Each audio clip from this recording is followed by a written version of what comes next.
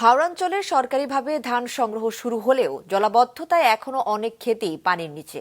এদিকে অধিকাংশ কাটা ধান রোদে শুকাতে না পারায় ধানের ন্যায্য দাম না পাওয়ার শঙ্কায় ক্ষতিগ্রস্ত কৃষকেরা। নাটোরের চলন বিলের জোরমল্লিকা বাঁধ ধসে জলাবদ্ধ হয়ে পড়েছে বিভিন্ন ফসলি ক্ষেত। ডেস্ক রিপোর্টে বিস্তারিত। গতকাল থেকে সুনামগঞ্জ, কিশোরগঞ্জ, নেত্রকোনা ও ব্রাহ্মণবাড়িয়ার হাওড়াঞ্চলে সরকারিভাবে শুরু হয়েছে ধান সংগ্রহ। কিন্তু বৈরী আবহাওয়ায় কাটা ধান শুকাতে পারছেন না কৃষকেরা। ফলে ন্যায্য দাম না পাওয়ার শঙ্কায় ধান দিতে আগ্রহ হারাচ্ছেন সুনামগঞ্জের হাওরের অনেক কৃষক।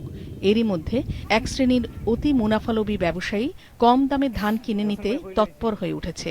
অভিযোগ কৃষকদের, যে আমি ধান বেচতাম, অথচ আমরা যে এই ধান খাটাই যে খরচ এখন এই খরচ যে কয় দিকে দিব মহাজনের কাছে গেলে তো টাকা দেয় না। কিছু আছে পানির ফলাইল বস্তা, মানে ইটি আগে জহইরা শুকাইয়া না পানিটি তুলতাম। আমরা যদি মনে করি যে কৃষকের ধানটা ওই 14% যে ক্রাইটেরিয়া সেটা পূরণ করতে পারছে না, আমরা সেটা আমাদের খাদ্য গুদামে শুকিয়ে নিয়ে সেই ধানটা যেন আমরা সংগ্রহ করতে পারি সেই ব্যবস্থা গ্রহণ করছি। প্রায় একই চিত্র কিশোরগঞ্জের হাওরগুলোতেও। কাটা ধান শুকাতে না পারায় এরই মধ্যে পচন ধরেছে।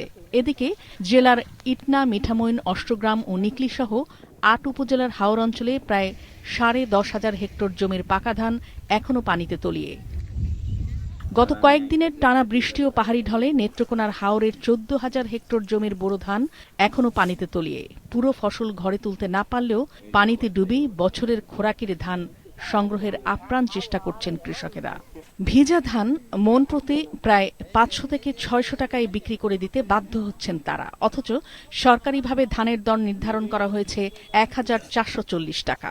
এই রোদে ধান দেখা যায় না, পানির তলেই আছে। ধানও তো হচ্ছে, গন্ধ হইতাছে, বেহারি যাইলে ৬০০ টাকা মন। কতজন কৃষক ক্ষতিগ্রস্ত হয়েছে এবং কীভাবে আমাদের কার্যক্রম চলমান আছে। তবে আমার যেটা ধারণা প্রায় ৬০,০০০ প্লাস আমাদের কৃষক আমাদের এই প্রায় ক্ষতিগ্রস্ত হবে আর কি। এদিকে পাহাড়ি ঢলে ব্রাহ্মণবাড়িয়ার নাসিরনগরের বিভিন্ন হাওরে নতুন করে পানি বেড়েছে। এতে এরই মধ্যে প্রায় ৩০০ হেক্টর জমির ধান পানিতে ডুবে গেছে। ২-৩ মণ ধান বেচলে হলো একজনের বেতন। এরা এত কষ্ট করে আমরা জমিন করছি, কিন্তু আমরা জমিনে ধান দেখতে পারতেছি না। অন্যদিকে সকালে নাটোরের সিংড়ার চলনবিলের জোরমল্লিকা এলাকার একটি বাঁধ ধসে গেছে। এতে জলাবদ্ধ হয়ে পড়েছে শারদানগর, হুলহুলিয়া, কুতুয়াবাড়ি, রাখালগাছা সহ আশেপাশের এলাকা। দ্রুত পরিস্থিতি নিয়ন্ত্রণে আনা সম্ভব না হলে প্রায় ২৬,০০০ হেক্টর জমির বোরো ধান তলিয়ে যাওয়ার আশঙ্কা করছেন কৃষকেরা। গ্রামবাসী সবাই মাইকিং করে আপ্রাণ চেষ্টা করছে এটা ঠেকানোর। দিন রাত ভর আমাদের ঘুম নাই। এই বাটটা যদি আবার দেওয়া যায়, রাখা যায়, তাহলে আমরা হাজার হাজার ফসল আমার ঘরে ধরবে।